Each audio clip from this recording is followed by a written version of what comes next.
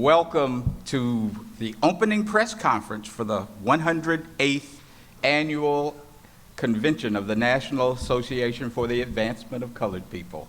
We are ecstatic to come home to Baltimore. We have a national headquarters that's right up the road.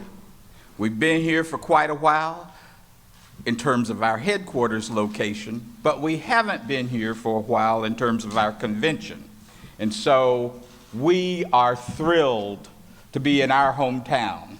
We're thrilled to be back where our national staff is headquartered, and we're thrilled to be in Charm City. It's the city of charm, Madam Mayor. All right. We're very pleased this morning to have a number of folks with us. Obviously, Mayor Catherine Pugh, the city of Baltimore. Al Hutchinson, president of Visit Baltimore. The folks who laid out the welcome mat for us. Gerald Stansberry, president of the Maryland State Conference. We got a special guest this morning. National recording star, Kenny Lattimore. Kenny is one of our NAACP celebrity ambassadors. We have a group of people from the entertainment industry that we're so proud of, who are out there with us working to encourage folks to get on the advocacy team, if you will, and be a part of this movement. Kenny is one of those great people, and we are very, very happy that he is here with us. We also have joining us members of our convention planning committee.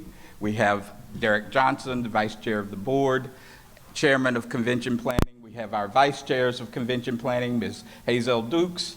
We have Michael Turner. We have Daquan Love joining us this morning. They've worked hard planning this convention, and we're happy they're here. I don't see our Baltimore City branch president, Ms. Tessa Aston. She's en route, but we want everybody to know that the Baltimore branch is here, strong, working for us, and we're happy that they are here. Very happy also to be here with, and I'm really proud of our national staff. We've been in a period of transition, and our national staff have adjusted, have been on the road doing their advocacy work.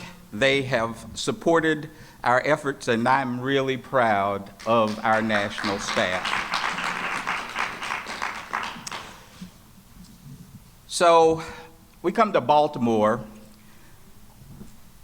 maybe in somewhat of a unique situation if you think about it. From a national standpoint, we have some issues that are apparent, issues that are somewhat unique in terms of the executive branch of our government and the inability of our legislative branch to do the things that we think ought to be done.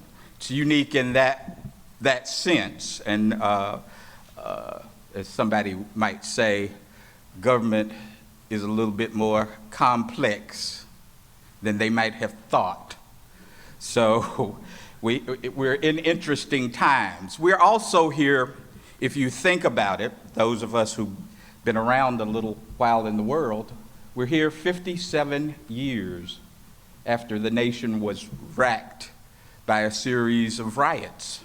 57 years. If you think about 1967, the turmoil, the feeling of distress that was evident in our communities. And to some extent, there's that same feeling of distress among many of our friends and neighbors. And that is something that we as an association must address, whether it's violence in our own communities or violence perpetrated by those who who are sworn to protect and serve. We must deal with those issues. We have to look at the kinds of things in America that our folks have to deal with on an everyday basis. The impact of toxins in their environment, the lack of adequate support, if you will, for public education, a return to the criminalization of a community. And one thing, I guess, that in my mind is not so unique, because when we look at a federal administration, this administration in many ways reminds me of what our association faced way back at the very beginning. You might recall that Booker T. Washington went to the White House, he and Du Bois, to talk to President Wilson about the need to be an inclusive government. You might also recall that when they left the White House, President Wilson immediately resegregated the entire federal government. And we went through a period of Jim Crow that, if you think about it, when you think about the lynchings and things that were going on then, lynchings that often were perpetuated by public officials sworn to serve and protect in atmospheres that were almost picnic, celebratory, if you will. Sometimes when we look at what's happening in our communities today and we listen to efforts to roll back the gains that we made over the years, voting rights, for instance, we have an administration that insists that there's rampant voter fraud when the only thing that is really rampant is voter suppression by those, again, sworn to protect the Constitution of the United States. So we're here at a time that inevitably raises questions about the need for a vibrant, loud, and aggressive civil rights and social justice advocacy organization. We are the NAACP. We've come to Baltimore to declare that we are here, steadfast in our mission, unmovable from the vision that racial hatred, racial prejudice should not color the social environment that we, our children, our neighbors, all of us live in. So on behalf of the National Association for the Advancement of Colored People, it is my pleasure to welcome all of you here. Thank you for coming to this beginning of the 108th Annual NAACP Convention. And I'm going to turn the microphone over now to the convention chairman, man who's worn many hats over the last few weeks, but a man who is very capable of carrying out the responsibilities that we have given him. So would you welcome Vice Chairman Derrick Johnson. I want to echo the words of Chairman Russell. And this experience has been one of those realities where the cliche, be careful what you ask for, is so true. It is with my many years of experience, and yes, I'm only 25, but with my many years of experience that I am pleased to serve in this capacity. We had a meeting on Wednesday with Visit Baltimore, and they said, we want to make sure that this is the best convention that the NAACP has had in its 108th year. I quickly responded, I say, this is my first convention as chair, and it will be the best convention in the history of this association. And the reason why it will be the best convention of the history of the association, because we will chart a new course for the association.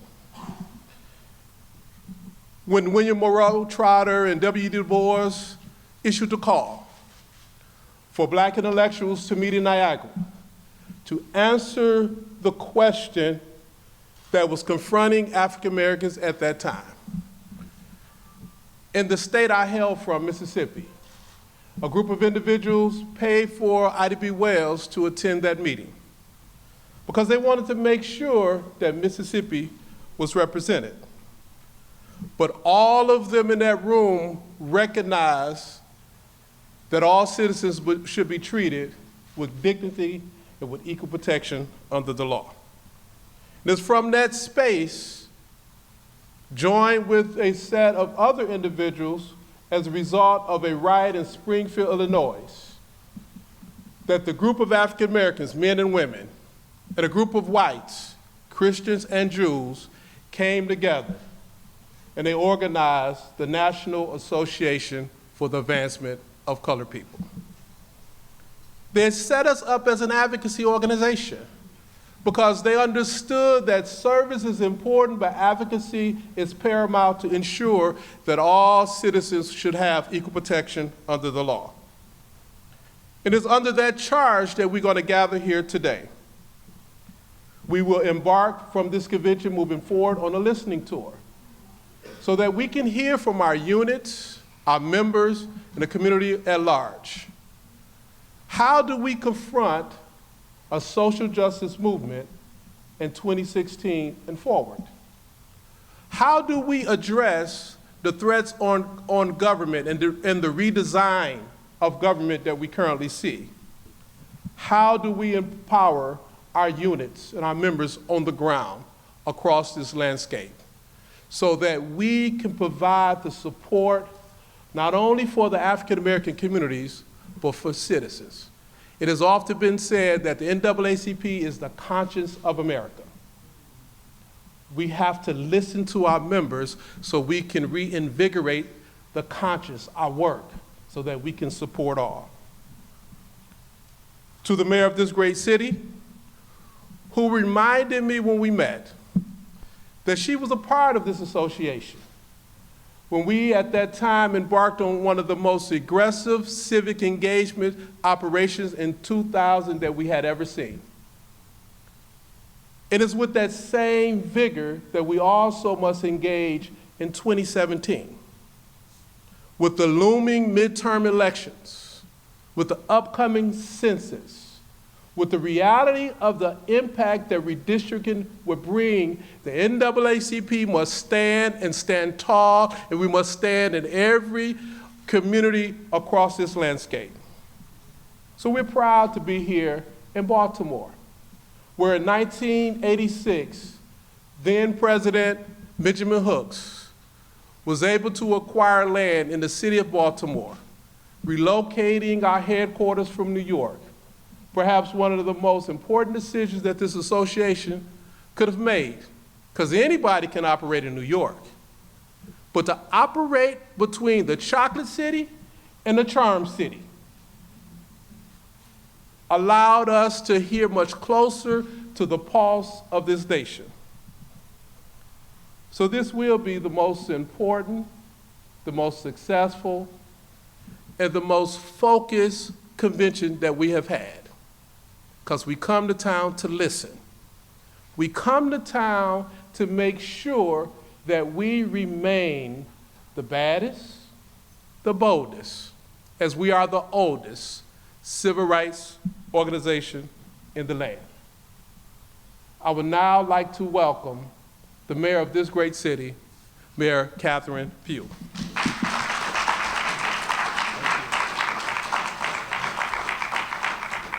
First, I want to know how many people here are NAACP lifetime members. Okay. In 1986, when the NAACP moved to Baltimore, I was there. In fact, I was a part of the team that welcomed the NAACP to Baltimore with Benjamin Hooks and worked to make sure that this organization was welcome to our city. One of the things that I wanted to say before I get started, because I know that I have to welcome all of you here, is that I hope that we do remember our history, but more importantly, that we plan our future. Because it's not just about social justice, it's about economic justice. And when we talk about the power of cities, And I think this is really important because I just left New York as a Bloomberg city and working very closely with 30 other mayors around the nation, that one of the things that's being realized is that the power is in the cities. And because as you see the transition going on in many of the cities around the country, you know, people don't realize that in the next 20 years, while African Americans specifically are moving out of cities, other folks are coming back to cities because that's where people want to be, because this is where the opportunities are going to be. So we need to encourage our communities to stay and hold on to those properties. I've seen properties just be let go for nothing that were inside of our communities, and now we're rebuilding around those neighborhoods in our communities. So we must recognize the importance of cities, and more importantly, the importance of mayors in our cities, because they will chart the course for the future, because we cannot stand back and wait for the federal government to determine what our futures are going to be. We have to make that determination. And what people don't understand is that in many of our cities, you know, I tell people, government does two things. It provides services and it provides opportunities. And we must, as leaders of our cities, make sure that those opportunities are spread in such a way that we're inclusive of our own community. We have that responsibility. But the other side of that is making sure that we are prepared to take advantage of those opportunities. So, having already done my little dissertation, let me take a moment to say welcome. Welcome to the 108th NAACP Annual Convention. I cannot tell you how many I've participated in as a consultant, as an employee, as someone who's worked with this organization for decades, who believes in this organization and believes that we have a responsibility to lift the least while we lift all of us, but more importantly, put your hands on our young people, because we can change the trajectory of our lives. And let's have some real conversations around black-on-black crime in our communities. Let's have a real conversation around too many guns in our neighborhoods and in communities, illegal guns, killing our children, killing our brothers, killing our sons, killing our mothers, killing our babies. Let's have some real conversations, because we need them to grow up and be a part of the future of our nation. And let me just say, Mr. Chairman, thank you. Thank you for coming back to and bringing the feeling and the responsibilities of all of us to this city, to Baltimore. You're the NAACP headquarters that we so are proud of, because this has been a real labor of love to continue to fight on behalf of those who can't even fight for themselves, who can't speak for themselves, but you must represent them. And Derek, I know that you did not know that this was coming upon you, but we're so glad you took on this responsibility. And Tessa, y'all have to give Tessa Hill a big round of applause. Where is she? Tessa? Tessa is our Baltimore City branch president, and what I really like is this collaboration with our DC branch president. Where is she? Is she here? Thank you. Thank you for being collaborative in this process. And I cannot say enough about Gerald Stansberry, who I've known since I was a Morgan State University student, who now is the president of the NAACP Maryland State Conference. Thank you. And Kenny Lattimore, y'all can applaud these folks, because y'all don't know, they've been laboring And Kenny, thank you for taking it upon yourself just not to be a celebrity, but to be a part of a movement that means so much to so many. Thank you for doing that. Al Hutchison, can't say enough. I know I made the right choice in the president of Visit Baltimore. Stand up, Al. I know you're going to get a chance to say a few words. See, oftentimes we overlook us in terms of what we think people in certain positions ought to be. But what we don't realize is that we all have talent. There's talent in our communities, in our neighborhoods, but we've got to recognize those talents. The inclusiveness and the diversity of a city makes a difference in how it moves forward.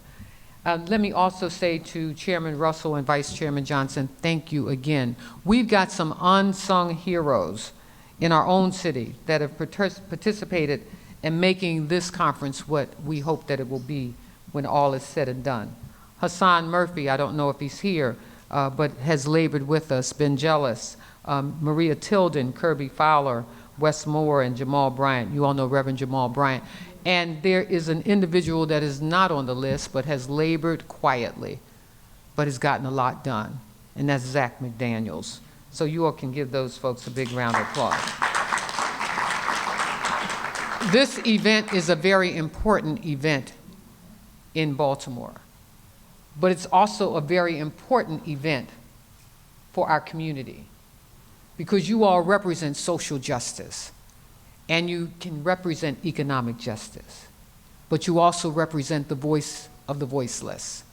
So again, I empower you, or I implore you, to please have those real discussions around how we move forward, not just as an organization, but as a city, as a country, as a nation. Thank you all.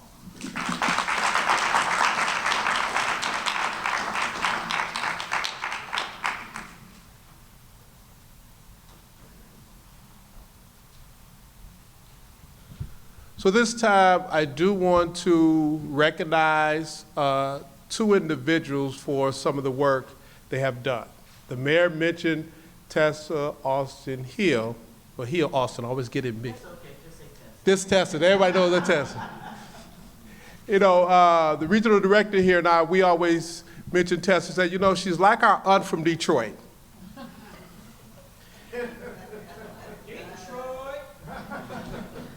And we love her.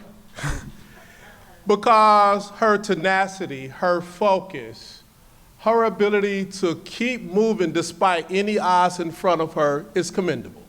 So thank you, Tessa, for all that you have done. I also want to recognize in a bigger way Okoshua Ali, our DC branch president, one of the youngest branch presidents in the country, but a vision to move the association forward. Because to take on a branch in a city like DC is a monumental task. Because you have talent from all across the country, and with that type of talent all across the country, you have a whole bunch of people who know better than you how to do your job.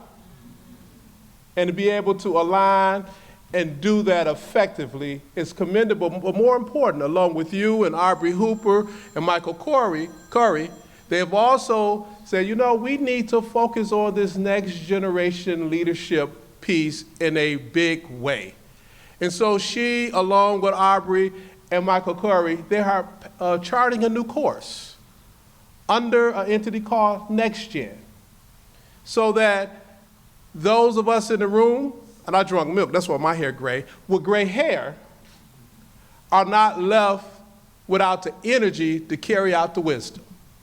So for that, we commend and thank you, Okoshua, and to Aubrey for doing what you do.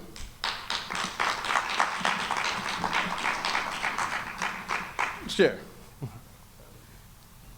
So with that recognition, I want to do a couple of things. I want Tessa to come up and give her welcoming remarks. Tessa will be followed by Mr. Hutchinson. We will have Mr. Stansbury. Then I'll come back and I'm going to introduce Okoshua Ali to talk about our young folks, and she's going to be supported by DeJory Simmons, our youth and college, no, wait, let me get it right now. Get the titles right. Our National Youth Work Committee Chair. So in that order, I'm going to have you all come up and make your remarks. Tessa. Thank you so much. Good morning, everybody. Welcome to people who are from not Baltimore, and I'm not going to welcome you from Washington. I see you all the time. So, State President and other from the National Board, I am so happy today is here. We've worked hard for this to get here. It's been a wonderful experience. It's been a great experience. But let me just say, yesterday, local volunteers were here in the building to stuff the delegates' bags. And I am so pleased that when the Baltimore branch, along with the National, we put out the word for volunteers to come and help. I had some old girlfriends to come. I had some high school graduate friends to come. But I had over 35 young people from Sandtown, where Freddie Gray died, that came here to volunteer to help. And it's two neighborhoods in Baltimore that we are working with very closely, including the mayor and everybody. It's Sandtown, where Freddie Gray lived and died, and also a neighborhood called Park Heights. And yesterday, I had over 50 high school students here from Park Heights.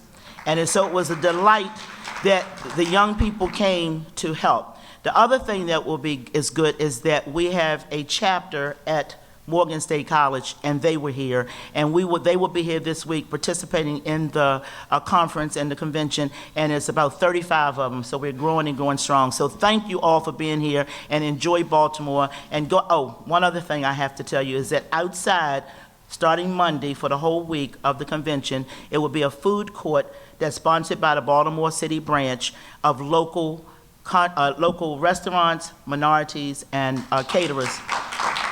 While you go outside to eat, it will be, how many, Reggie? About 15? About 15. That's my coordinator from the branch. It will be 15 different vendors that are local Baltimorean minority businesses. So please patronize. And while you're listening, you will sit with umbrellas and you'll be listening to some nice jazz. So please come out. Thank you.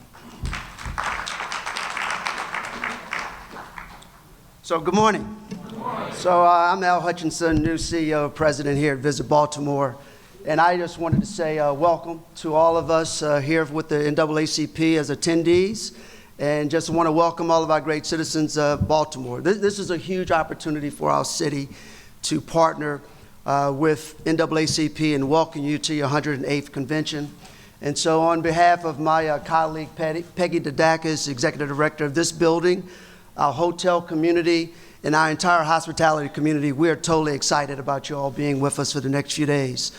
We don't take this kind of event for granted. I mean, NAACP, the oldest, largest civil rights organization in this country, we're honored to be the backstop for that for the next few days.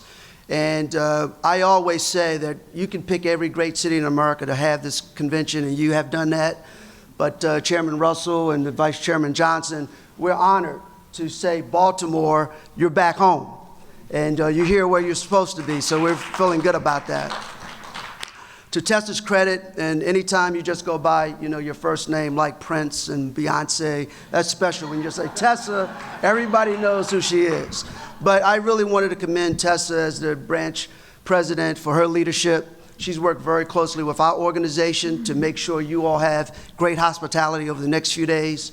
And you will, and to her credit, as she mentioned, we've reached out to our diversity restaurants, specifically our African-American restaurants. And they're going to showcase at the corner of Pratt and Light Street. Go out, support those restaurants. We've asked them to be a part of this convention. Every visitor who's come in for this convention this week, we've given them one of our visitors' guides. We have a brand new diversity guide from our organization that we've provided. And we've also included in there a list of all the African-American restaurants here in Baltimore City. Our job should be, as a destination marketer, to make sure when you come in our home, you're welcome. You feel good about this great city. You enjoy the great city. You learn in this convention. Take away information to help with social injustice. Correct that. Economic injustice. Correct it. But at the same time, because I'm a destination marketer, I want you to get outside this building and go spend some money. Right? And go enjoy the city. We have a lot to offer. We have a lot of great people here. Our team has put a lot of time and effort into making sure this will be your best convention. And I can tell you, with everything going on nationally, there's no better city to be in right now than Baltimore to tell this story moving forward. So I'm excited about this opportunity. Again, thanking Tessa, thanking Chairman Russell, Vice Chairman Johnson, Eris, who's here somewhere, I'm sure. She's been great to work with, and I really appreciate her as a planner. But again, I'm really humbled and grateful for this opportunity to host you all and show you all the great things Baltimore has to offer. So if you need anything, you're going to see plenty of me. You're going to see our staff around. You ask us, because you're in our home. And when you come to folks' home, you should give the best hospitality possible. And then when you leave this great city, you go back to all your great towns in America and you tell your community folks, Baltimore knows what's happening. You have to go to Baltimore. They get it, they embrace you, they take care of you. So you help us to begin to tell this new Baltimore story. I'm totally excited about where we're going as a community. So I appreciate you and say thank you very much.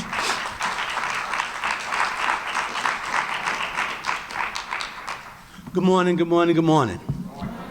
Yes, my name is Gerald Stansbury. I'm the Maryland State Conference president, and I'd like for anyone from Maryland, Baltimore, to please just stand, raise your hand, whatever. We want to welcome you here, as well as help welcome our guests here today.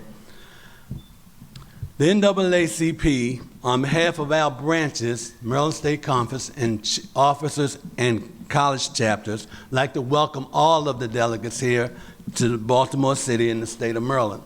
We too want to thank Tessa and our mayor, who has been really instrumental in doing a lot of things to making sure that we had a real success here in the Baltimore area. We want you to make sure you go out and visit these museums, the historic, enjoy the harbor, all those good things. But we also want to let people know that Maryland is a very unique place. We have been working long and hard in Maryland to make sure that we, in line with the theme, is steadfast and immovable. As I stand here and I think about our theme, steadfast and immovable, I am reminded that historically, the NAACP has been over 100 years steadfast and immovable. So we don't have to tell people that's what we are, but we're letting you know that's what we're going to be again, steadfast and immovable. Our theme, steadfast and immovable, speaks to the idea of something being firmly fixed and established. But all we have to do is look around to see the battles that we thought were won and the rights we thought were firmly in place are shifting under our feet like the ground under an earthquake, during an earthquake. The NAACP has been on the front lines for the heart and the soul of America, having fought for laws that have protected the rights of African Americans, but also the rights of women, the LGBTQ community, immigrants, families, and other African Americans. We have invested heavily in the soul of America. We have been their moral compass. Well, I think it's time that the NAACP take a good look at the politics of things so we can chart a new course. And I'm hoping that's what we do here during this convention, chart a new course forward for America. We may just have to save America's soul again. So I say to you today, remember our glorious history of being steadfast and immovable. Don't forget that when our rights, our voter rights are under attack, we are steadfast and immovable. We were steadfast and immovable in Montgomery, in Selma, in Birmingham, on civil rights and voting rights, and on the DREAM Act, when supported undocumented young people who wanted to have a pathway to public good education. I say to you today, remember that sometimes we have to choose our interests. But today, they're being forced on us.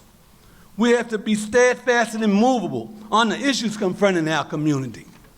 We have to be steadfast and immovable about our own self-interest, saying enough is enough, tired of being tired, does not work anymore. We got to fight the good fight against tyranny and injustice by any means necessary.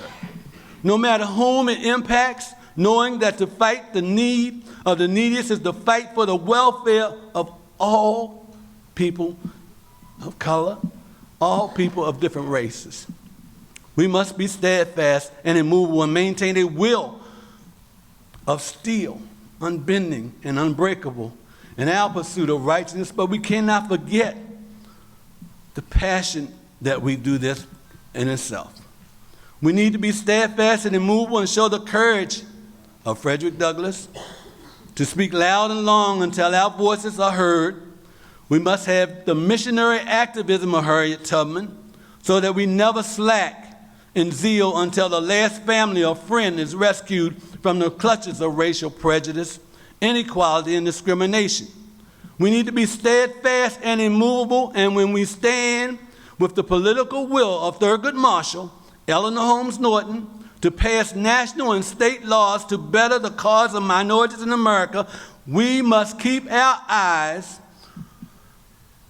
and hear the voice of Reverend Dr. Martin Luther King Jr. and stand on the mountain of hope and declare with penetrating convictions the way forward with fierce urgency of now, so that our lives will be better. Today, this week, as we celebrate 108 years, we are expecting the folks to come here in Maryland, our delegates, and all the citizens of Baltimore City to come down, energized, be energized, leave Baltimore City, leave the state of Maryland, ready to go back, fired up, ready to go, and steadfast and immovable. Thank you.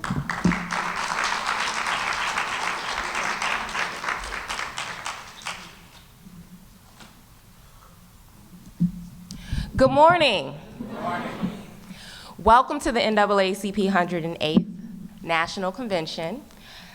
I would like to thank you all, but before I talk about our program, I want to bring DeJury up and Aubrey Hooper and Daquan, because I want to recognize them as I talk about this new program that we're going to be launching, because this has been a team effort. This has been a group effort, and it has been made possible by the support of the association, our national board, and our leadership. As has been said, this national convention will be unprecedented. It will be critical in transforming the association. We have the support of the national board and our interim staff in not only reiterating that the NAACP is the nation's oldest and largest civil rights organization. We're the oldest, we're the boldest, we're the biggest and the baddest. But we remain relevant because we listen. So most importantly, we have a listening tour coming up, as Vice Chairman Derek Johnson mentioned, where we're gonna hear all across the country, units, communities, how does the NAACP better address the issues that are happening within your community? But also understanding who we are, what our purpose is. As the nation's oldest and largest civil rights organization, we remain relevant because we remain true to what is happening within our community. We remain grounded to what is happening within our community. So that is one of the most pivotal things that is going to come out of this convention, is that we're going to be guided as an organization by what is relevant as we continue to redefine ourselves in line with what is happening within the nation today. So that's our listening tour that's coming up. But the new program that we are going to announce today is first in line with the NAACP's National Youth and College Division. As many of you all know, we have over 500 youth units across the nation and over 300,000 youth members within the association, including youth councils, college chapters, AXO participants, and young adult members that have come through various pipelines of leadership within the association. The Youth and College Division continues to train and cultivate young leaders that are activists within their own right, within their own community, leading protests, speaking out, advocating for the fight for justice. But in addition, after youth and college, where you age out at the age of 25 or once you've graduated college, we are now launching a NAACP Next Generation Young Professional Leadership Program, which is a training for young adults between the ages of 21 and 35, many of whom are former youth and college members, have participated in AXO, youth councils, college chapters, fellows, or various young adult capacities. They will be trained on assuming leadership within the NAACP, within adult branches, as political action chairs, as health chairs, as environmental climate justice chairs, health chairs, branch presidents, vice presidents, understanding the pipeline to leadership is made, it is developed, it is cultivated.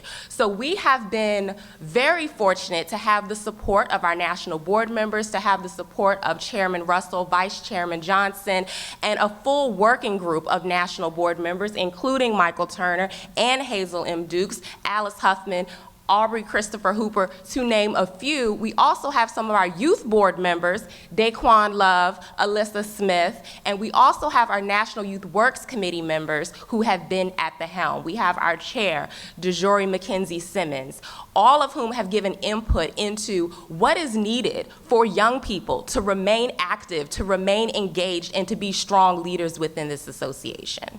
So we are really excited to announce this program, which is being launched at this national convention. We will have a launch reception on Tuesday, July 25th.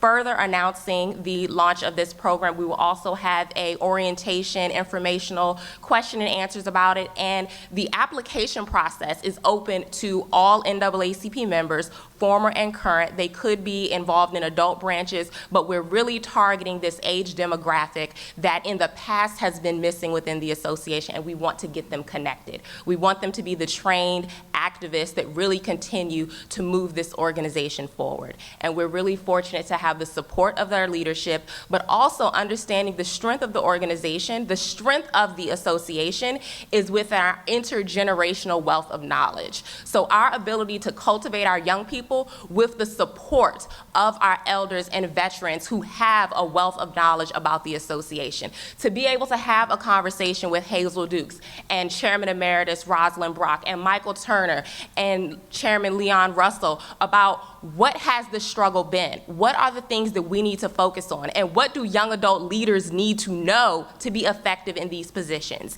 And young people do not know everything, but they have the energy, they have the will, they have the tenacity, but in many cases, paired with the knowledge of our elders, we can be an immovable force. So for this convention to be steadfast and immovable is exactly who we are, it is what we are, and we are no less than immensely excited about the future of the NAACP through this Next Generation program and through the leadership of the association. So I want to thank you all.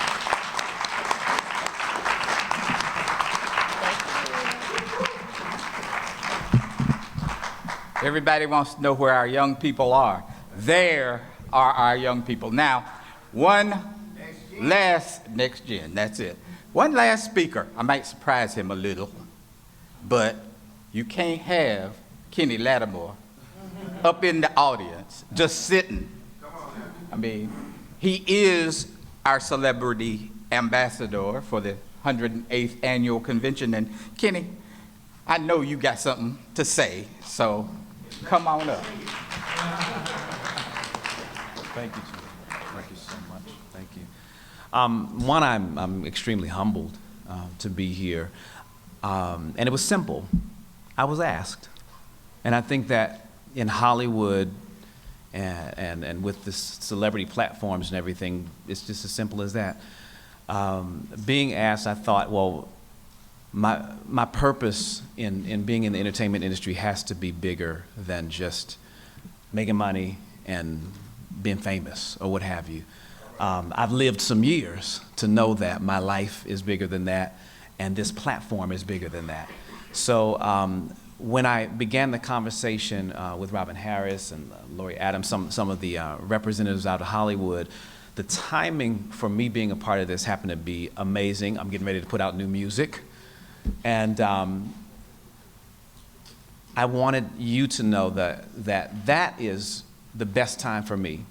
The best time is when I'm getting ready to hit the road, when I'm going to be in front of the most people, is when I have the greatest tools to take our message. So everything just aligned perfectly for me to be a part. I respect everything that I've heard today, and I'm inspired by all of you that have spoken. I just want you to know that I feel like I'm taking in and I'm learning and examining how I can be most effective in this capacity. I am a NAACP Image Award winner, and absolutely. As a matter of fact, it was the NAACP that recognized my artistry first, before the Grammys, before American Music Awards, Soul Train, any of that. And I'm also from this area. I'm from Washington, D.C., and grew up in the public school systems of Maryland and Prince George's County. So my heart is here. To be here in Baltimore, I'm very happy. And this is just feeling like, well, I'm home. To have this exploration, to meet you and continue to be inspired again and find out how I can best use my platform. I do have a focus that has always been with me, and that is mentoring, education, and the arts. So I'm looking forward to meeting some of the other young people that we're going to see later on today, talking about our school systems and talking about how the arts really need to be a part of education, the idea of STEAM. So again, I know there's so much more that we have to do, but congratulations already for a success. There's some things that you have to claim as you go forward and believe as we move forward, because we are a part of the excitement and the success. So I'm here to claim our success of this 108th convention. Thank you. So this is a press conference, and so I'm going to turn this over to our guru of communications, to handle the press conference part. Stay up here. So we're able to take 2 or 3 questions for the chair and vice chair. Hung? My name is Hansi Wong with NPR News. Chairman Russell, do we have a timeline for the organization's search process for the next CEO and president? And also, second question, how is the organization going to balance responding to a lot of the concerns, a lot of speakers this morning brought up about the Trump administration and other issues with urgency, while also conducting a listening tour that will last for months? Hansi, it's good to see you in person. We've talked over the phone. One of the things that's very clear to us is, as we look at this transition, we need to understand what it is that we need. And so we're preparing to do that, number one, using our strategic planning process to identify the kinds of things that we think are important as an association. We also, in that process, want to look at the kinds of skills, abilities, knowledge, and experience that we need for our leader going forward. That's very important to us. So we're going to take the time to do that. We hope that by the end of this year we will fill the position. But we're going to look at how we do that process. We're going to talk amongst the leadership of the association, the executive committee, and the National Board of Directors. We're going to sit down and really be intentional about how we do this, where we look, and how we look. So we're going to take the time necessary to do that. We have a staff that understands what their responsibilities are and are very capable of carrying those things out. We have leadership in the House who can handle the questions that come up. So we're prepared to do that. Now, you had a second part of that very long question. Well, just say, I think you touched on it, but just how do you balance the urgency of a lot of the concerns when there is no Okay. one voice as a CEO, president, to kind of be the face of the organization? The one voice concern, I think the issue is to sing one song. All of us can be the voices for advocacy in this country. All of us have the ability to stand back, look at what the needs of our communities are, and speak to those needs. But if we look at the staff level, we have a staff of subject matter experts in most of the areas that we have to deal with every day. Those folks can be spokespersons at any time. They can go anywhere and talk about those subjects. The chair, as the chair and with the vice chair's assistance, we can address whatever concerns there are. So we're very confident that we have the ability. We're here, we're ready to respond, and we will. Justin? My question is, over the last couple of years, groups like Black Lives Matter and Justice League New York have sort of taken the lead on street level advocacy. How does the NAACP regain its preeminent position as the conscience of the country? And is there a difference between what the NAACP should be doing as opposed to what those groups are doing? I'm just going to start and say, somebody asked that same question in the 1960s. And they just said SNCC and CORE. The NAACP was there as a support for those organizations. We understood very clearly that there was a need to raise issues, but the NAACP's job is to find solution and to advocate for those solutions. Vice Chair? The beautiful thing about young people being activists is the fact that young people are being activists. And we support the movement for Black Lives. We support the Justice League. And many of the young people who are in the ranks of those organizations, many of them come out of the NAACP. It's not a competition, it's an opportunity to raise questions around issues of social justice. And so the NAACP understand that civil rights advocacy, there's room for everyone. And because there's room for everyone, it's opportunity to make democracy work for all. Young lady? I'm Chloe from Nashville, and how do you think the NAACP will packed lunch with something. Well, now, if you got a couple of hours. I think the biggest thing is that we have to be really steadfast in where we sort of began a journey about 1939 when we said education was the answer. And education is an all-encompassing kind of a thing.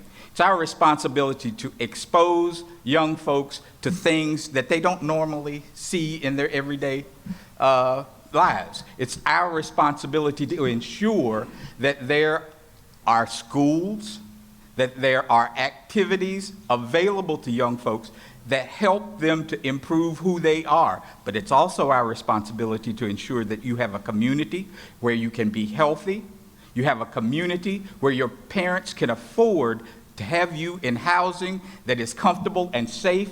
It's our responsibility to ensure that all of the elements that will make you a healthy, prosperous adult are available to you at the moment of birth. So our responsibility is to be there to support you and to provide for you so that you can reach out and grab any opportunity that comes to you.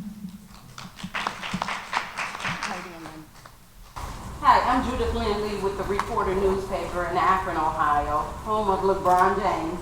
I wanted to, first of all, find out, with all the commotion going on with our leadership in the White House, with the Affordable Health Care Act, something so hard that President Obama fought to get. Our president seems to be trying to tear everything down. What is the NAACP doing to impact or to ensure or try to help with keeping that health care for our people? You remember that our toolkit is education, it's litigation, it's political participation, and a little bit of agitation to go along with it. All of those are elements of where we have to be. We understand that we were advocates for the Affordable Care Act in the beginning. Is it perfect? No. But it provides the platform where we begin to build the healthy community that this young lady was asking about in terms of how she grows up. We have to be steadfast in our resolve that health care has to be available, affordable, that you can't destroy Medicaid, that is the safety net for millions of people in our country, that we have an obligation not to allow a system that would almost immediately destroy health care availability for 32 million Americans to just be summarily dismissed. You want to know? It's crazy to stand up and say we want to get rid of something that has provided so much for so many across this country that they did not have. 1/6 of our economy. Think about it. 1/6 of our economy is engaged in the healthcare arena. But more importantly, we're talking about all of us.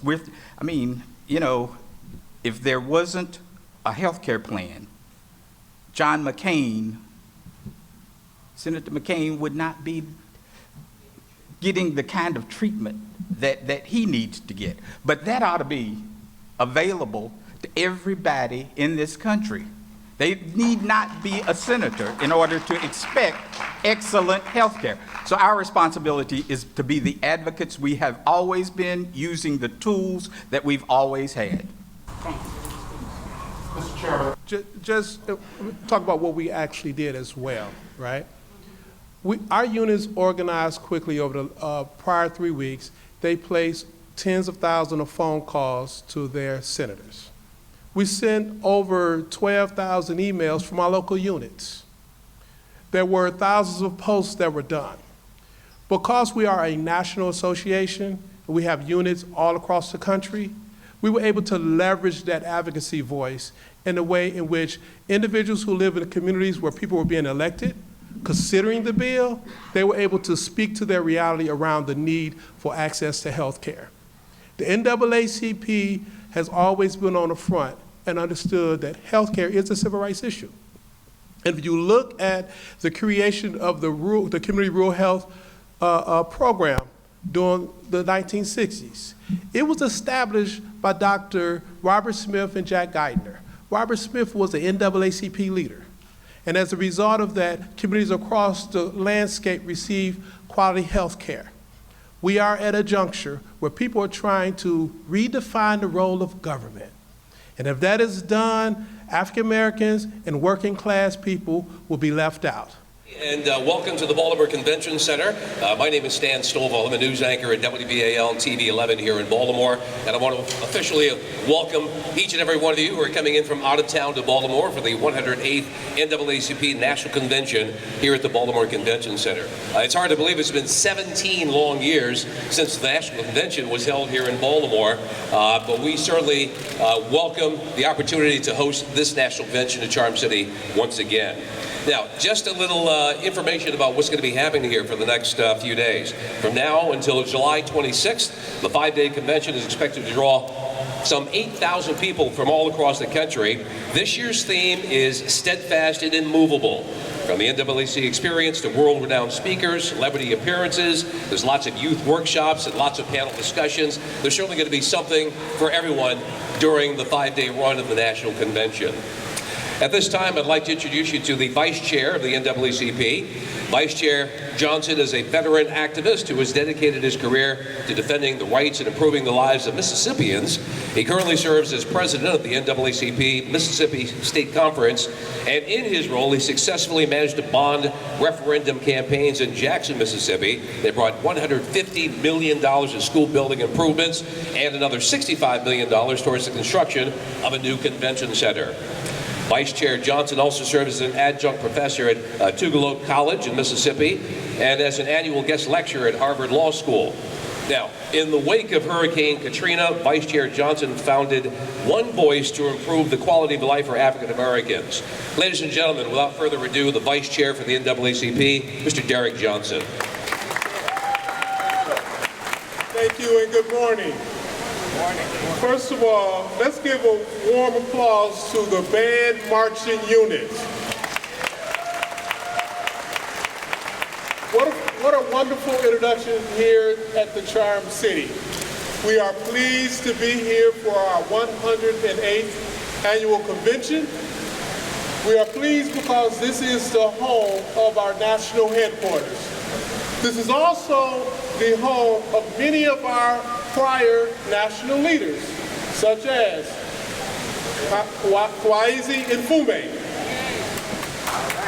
such as Thurgood Marshall, such as Benjamin Todd Jellis. At this time, I would like to introduce the Chair of the National Board of Directors, Mr. Leon Russell. Are we fired up? Fired up! Fired up! Ready to go. Ready to go. All right, welcome to the 108th Annual NAACP Convention and the grand opening of the NAACP experience. What you're going to see behind this ribbon, what you're going to see in this hall, is the kind of support that our association receives from corporations, organizations around this country. We encourage, we invite the citizens of Baltimore, Baltimore City, Baltimore County, I get it right sooner or later, and all of the surrounding parts of Maryland to come on down this afternoon, come on down tomorrow, come on Monday, to see what we've got behind these doors. There's some good stuff in here. There's some good stuff, some good exposure that's going to be going on in here. We're going to have some vendors who will be in there. We're going to have some daily programs that are going to be in there. Check out the convention program. There will be economic development programs. There will be entertainment programs that are going on in there. Wonderful things that you're going to be able to see. So we invite the local community to come be a part of this 108th annual convention. I have to give credit where credit is due. You know, the Mitchell-Jackson family is the basis of the NAACP around this country when we get down to it. We wouldn't have a youth and college division without Juanita. We wouldn't have a legislative kind of program without Clarence. So this is home to all of those people. But quite frankly, y'all, no matter what y'all say, if there wasn't an Enola P. Macmillan, if there wasn't a little short lady with her buttons, selling her little buttons, this wouldn't be the home of the NAACP. So we're proud. We're proud to be in Baltimore. We're proud to be here to celebrate our 108th annual convention. And we're proud that we are joined, I might be taking somebody's responsibility, but I'm going to do it anyway. We are proud that we are joined this morning by Kenny Lattimore. Give it up, give it up. World-renowned recording artist and NAACP Image Awards recipient. And he is one of our celebrity ambassadors for membership in the NAACP.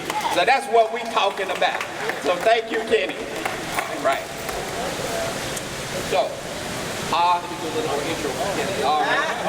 Oh, yes, sure. You're just taking all my work away here, Chairman Russell.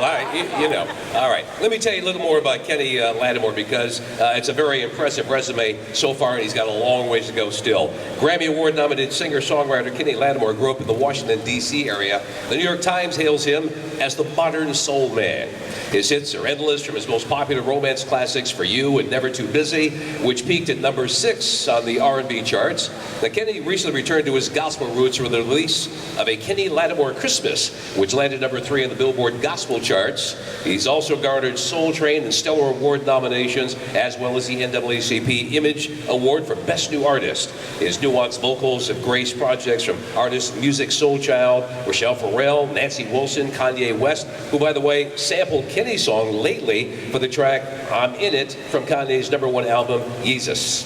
Fans around the globe will be happy to know that Kenny's currently working on a new project, and I'm told it's going to be released before the end of the year. Ladies and gentlemen, your celebrity ambassador, Mr. Kenny Lattimore. Thank you so much. Thank you. I'm honored, and now one of the gentlemen in the press was asking me, why? Why did you accept this invitation?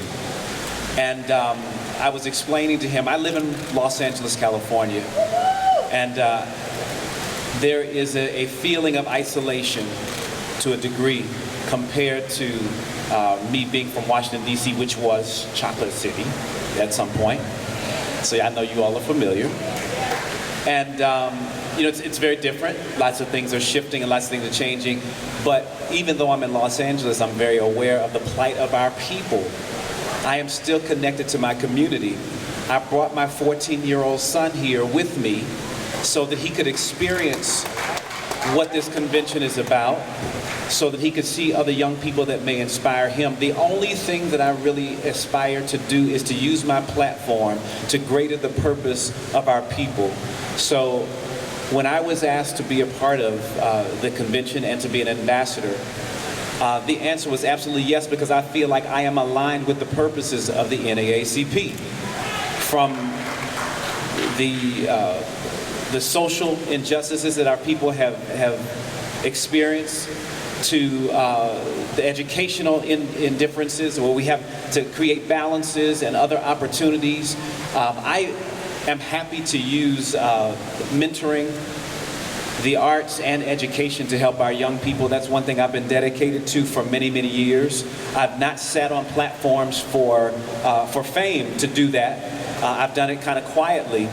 But the NAACP is giving me an opportunity to actually stand up in front of more people than ever, and for me to use my platform again more than ever, to just let people know that as we come together, we can make a difference in the next generation, this generation too. We can make it in this generation. We continue to educate, and but it will really see, I think we will see an impact with the next generation. So I am learning. I'm humbled. I don't know it all. This is new for me. So I come again humbled. I am grateful because I believe that these leaders behind me are going to, they're going to educate me to be better as a man, as a father, because I'm about us as a family, black family.